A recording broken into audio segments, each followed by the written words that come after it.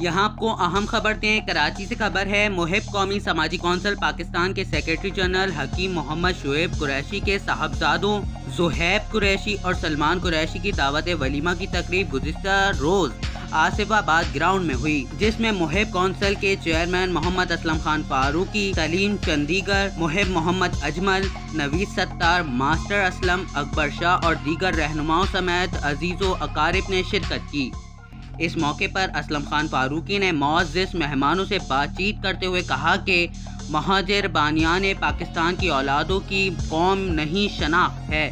अलबत्ता मुहिब कौम यानी मुहिब वतन कौम बानियान पाकिस्तान की औलादों का बेहतरीन तारुफ है। इन्होंने कहा कि महाजिर नाम पर सियासत करने वाली और दीगर सियासी जमातों को मुंतखब ऐवान और असम्बली में बानियान पाकिस्तान की औलादों की कौमियत तस्लीम कराने की करारदाद पेश करने में मजीद ताख़ीर नहीं कराना चाहिए। पाकिस्तान के क़याम में हमारे आबा व अजदाद की लाजवाल और अजीम कुर्बानियाँ हैं, जबकि वतन अजीज़ की मोहब्बत में क़याम पाकिस्तान के वक्त 1947 में अपना घर बार हिंदुस्तान में छोड़कर